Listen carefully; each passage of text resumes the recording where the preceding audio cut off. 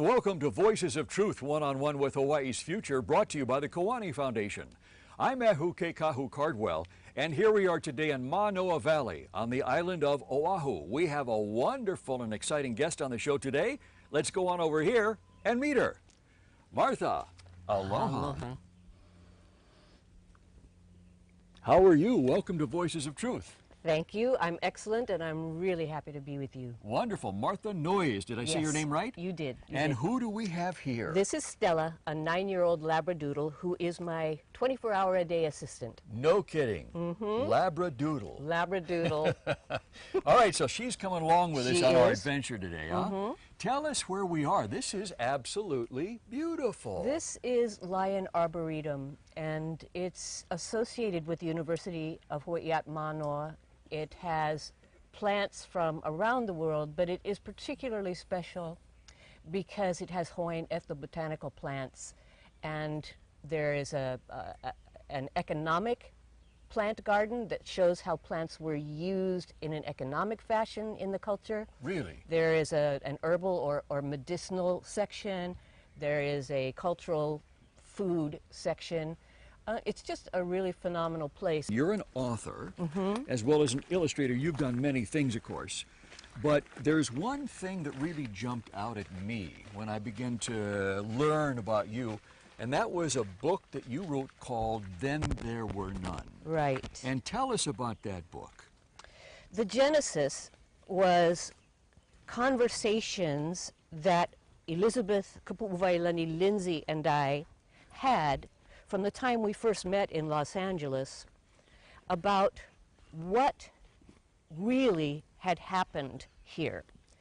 And it coincided with my coming to understand that a good deal of what was wrong with me physically had come from chronic trauma. And I began looking up articles on chronic trauma and its effect on body, mind, and spirit, using some studies from Harvard, I mean, extremely well-researched material. And as I read that and started thinking about Hawaiian culture, Hawaiian people, Hawaiian life, I started to see a link. So when you first started to look into this, you didn't have an idea you were going to end up writing this book, huh? No, I was just trying to understand why I was the way I was, and why the way I was and the way the cultures that I was close to, rather than born to, seemed to follow similar patterns. And the common thread was what I perceived to be trauma. Okay. So I then developed an article called Cultural Abuse. Okay. That reflected these studies and these ideas, and that was published by Honolulu Magazine. So in that article, you began to lay your ideas and theses out, yes? That's right. Okay, good. That's right. And that sort of brought what Elizabeth and I had been talking about into a focus. And the focus became that we could research history, we could research facts, we could lay out legal, historical, philosophical, logistical arguments all we wanted. But people have been doing that forever. Yes. And it hasn't changed anything. Hasn't made a difference. No. The only way to really motivate change for those who had no idea what really was going on was to put people in the shoes of the people we wanted them to recognize. I see. In other words, if you can feel the fear, the rage, the hurt, the loss, the guilt, the shame, the confusion, the trauma, then you understand what's going on. Why people do what they do. If you That's could feel right. it like they feel it, then all of a sudden, everything makes sense. Now That's I right. understand. That's right. And Got you it. don't need to feel it constantly. You just need to feel it deeply enough one time, Right. and it changes you. Yes. So that's what we set out to do. And part of it was the film that Elizabeth produced and I co-produced and we co-wrote. And part of it was the book, because we needed something that people could carry. I see. So which came first, the film or the book? They came sort of simultaneously since I was writing both. I see. Okay, that makes sense. But there was a difference in presentation.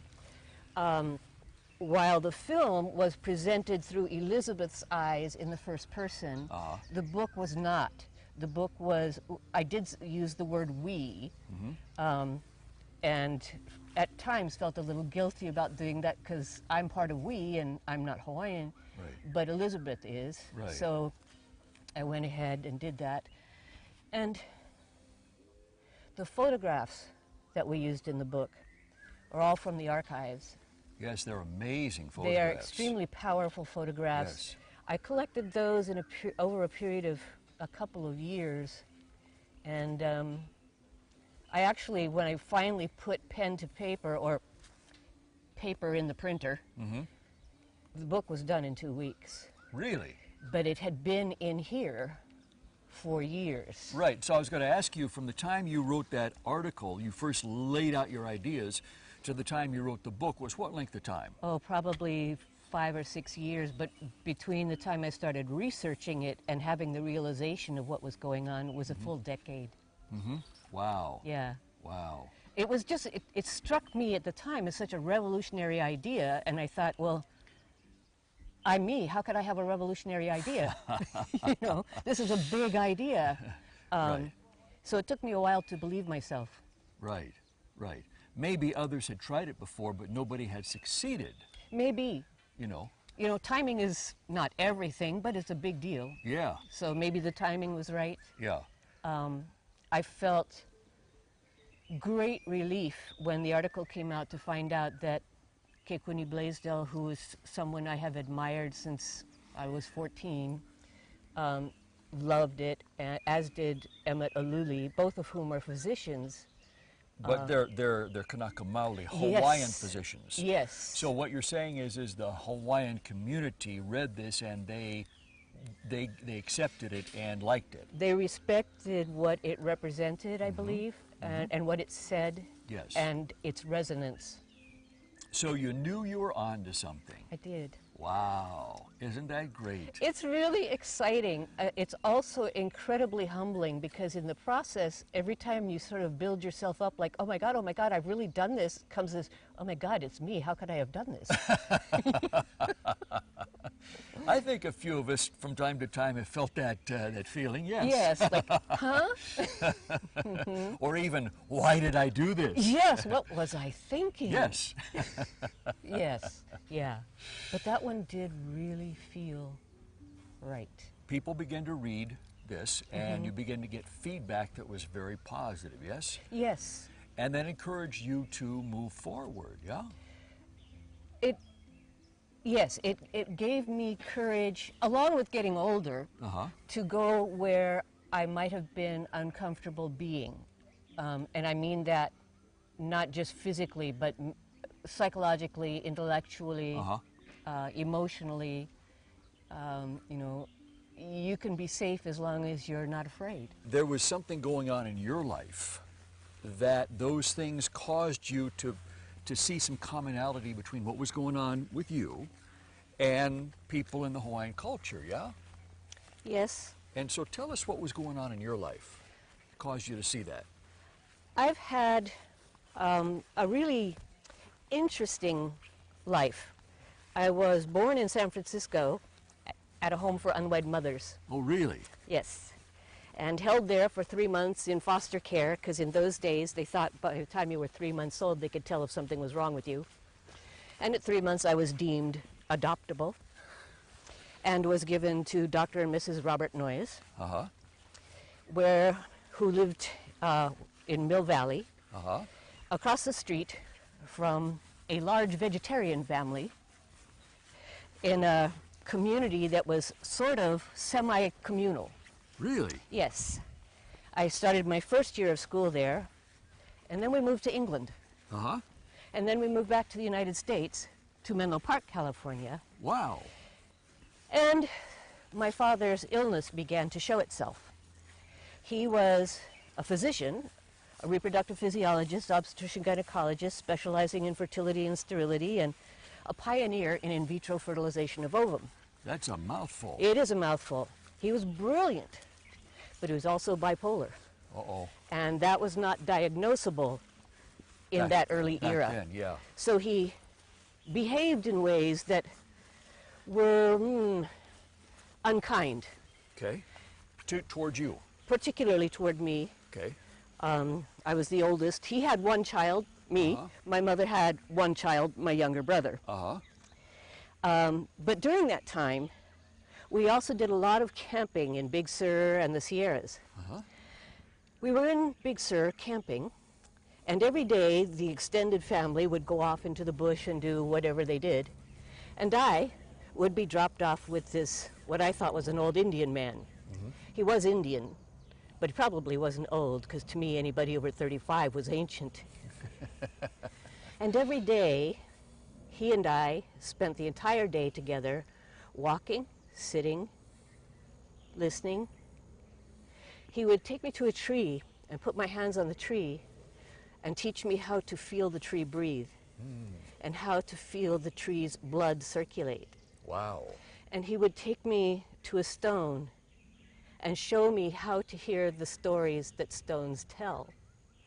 And he would take me to a stream and show me how to listen to the stories of water. Every day. That was our day. Wow. And it profoundly affected the way I understood my universe. Even when I was back in suburban Menlo Park and going to the regular public school, I spent time touching trees. That must have made you stand out a well, little one bit tries back not then. to do that in front of the popular girls. But it really made a difference in how to get along in a universe with a crazy father. The trees were part of what was safe. The water was safe.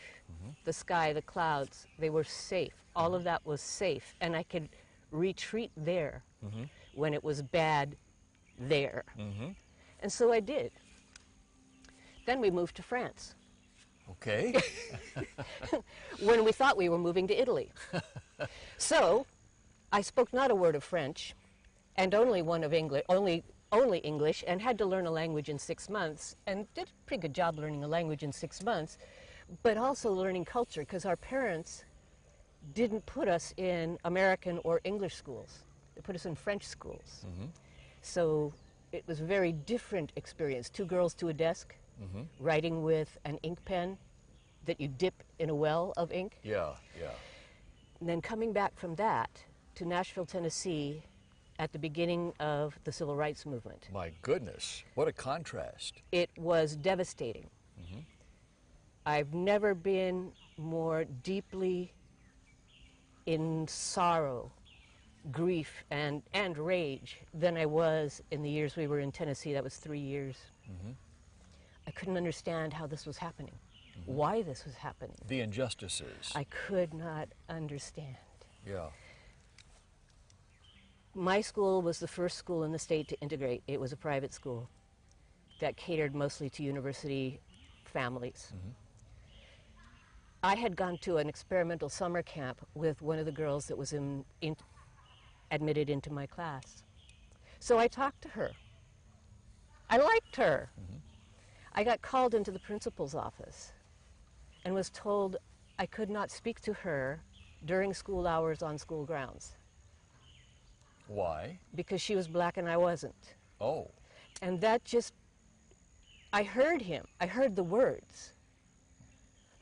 But I didn't understand the language. And so I continued to do what I did and got sent home. That didn't make me behave better. It made me madder. So at about the same time, I was getting very curious, because now here I am a young teenage girl, about where I came from and who my parents were. Right. And my adoptive parents, the people I called mom and dad, had chosen to know nothing about my Your biological birth parents. yeah. And that just infuriated me. And I managed to get out of my mother that my mother had not been married. Okay. And thus I was illegitimate, Gotcha. which I kind of thought was cool.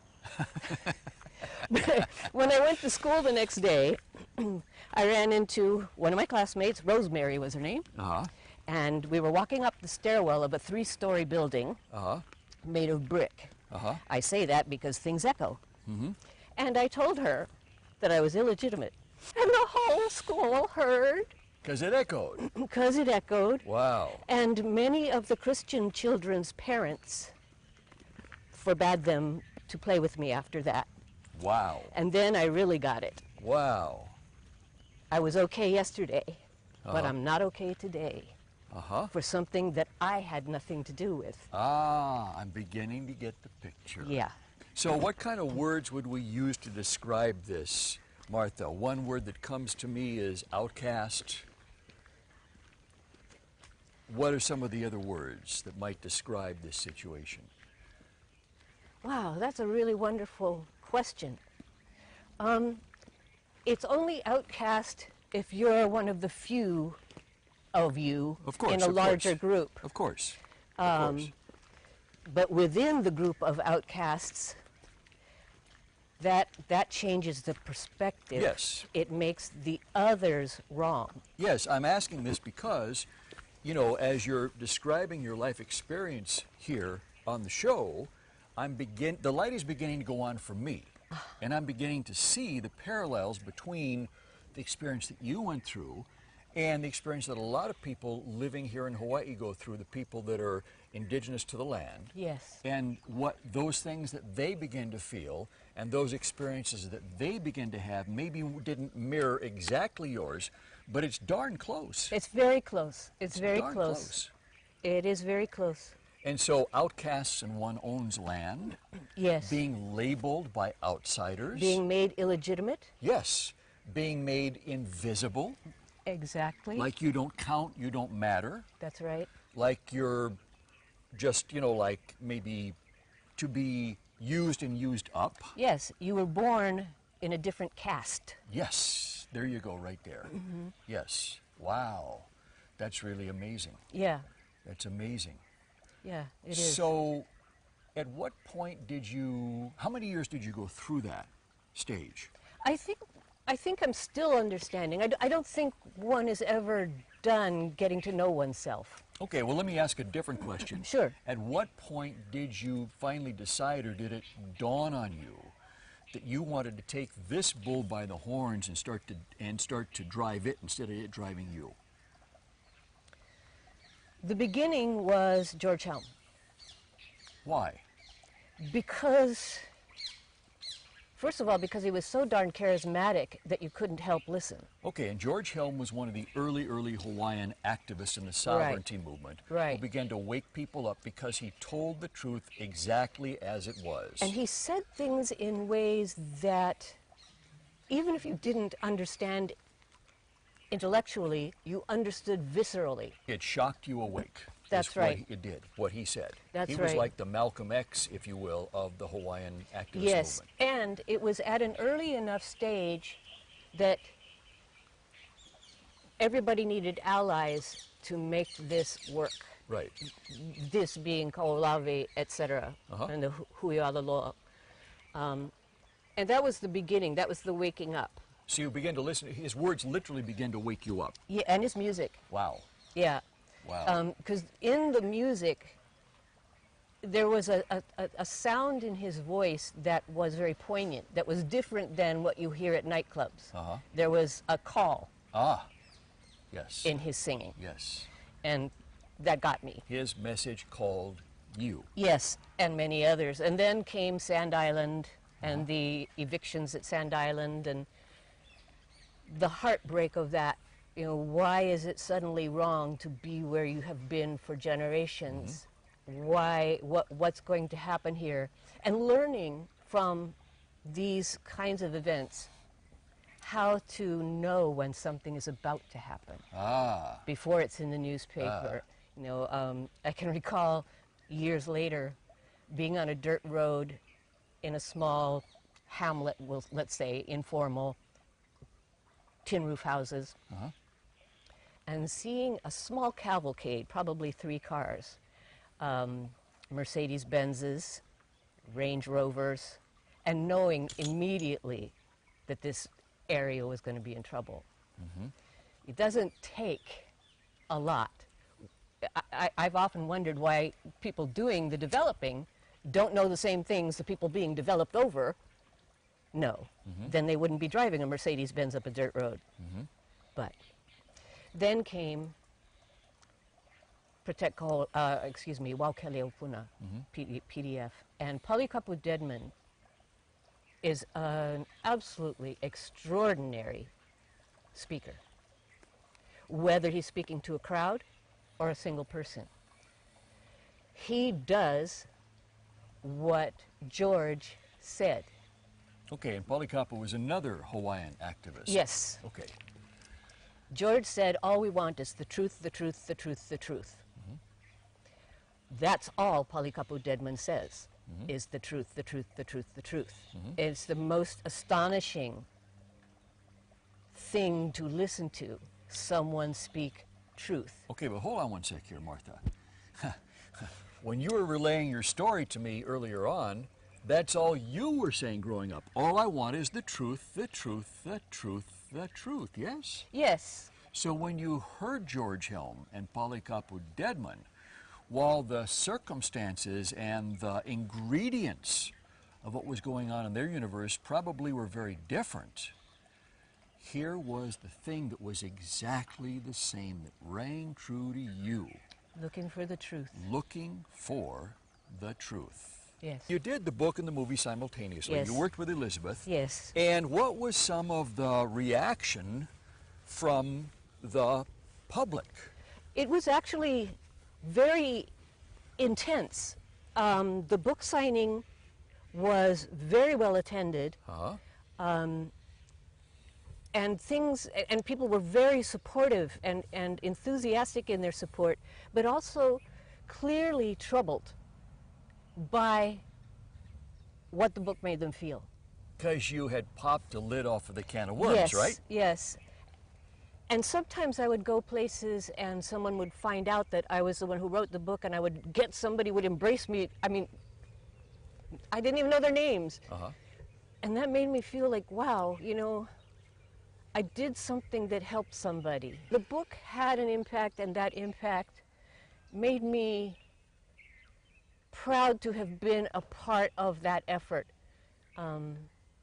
Proud to have used words in a way that could make people feel. I got a lot of thank yous, especially from parents of 5th, 6th, 7th, 8th grade level children. A lot of gratitude from those parents of putting into words in a way that wasn't combative. Which is very, very important. Yes, because I didn't want it to be about who hurts who. Right. Just, you know, let's show the wounds and then we can heal. Right, but Martha, that's not easy to do. No. That's not easy to do. It's difficult to talk about something like this without the baggage attached to it becoming weapons, yeah? Yes, it is. It's very hard, and it's incumbent on us, those of us who want to open the wounds or show the wounds to the open air for healing, not to take umbrage when someone says something racist, unkind, whatever it is. You've produced and created this book and movie that has really had a profound effect on a lot of people. What's next for you? A PhD? Really? Yeah, really. In what? Cultural astronomy. Oh my goodness. My goodness, you never stop, do you? I hope not. I hope not. But also I was thinking this morning, what do I really want out of life? I want to get older in a way that increases capacity for compassion and empathy and articulation. Wow. Wow. That's a tall order. Yeah, I want to leave goodness behind me. It's an impossible order, but it's a nice thing to shoot for.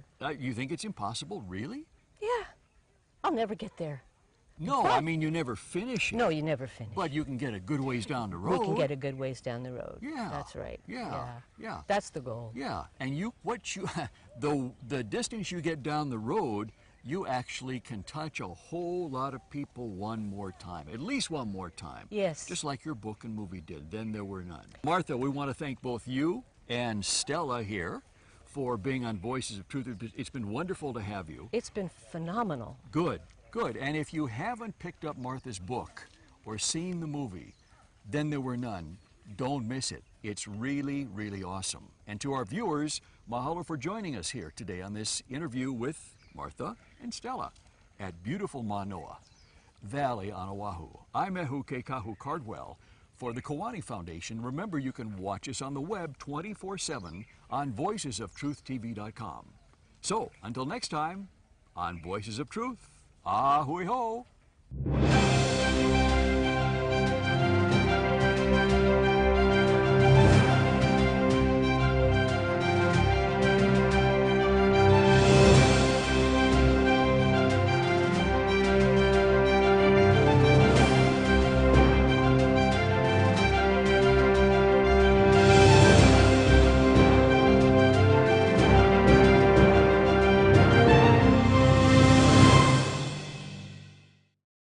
Mahalo for watching Voices of Truth one-on-one with Hawaii's Future. Watch us on the web 24/7 at voicesoftruth.tv.com. You'll find all our shows, including this one, in case you want to see it again or share it with family and friends. Also view our weekly video commentaries at freehawaiitv.com. And check out our blog, published daily, at freehawaii.info. It's all part of the Free Hawaii Broadcasting Network.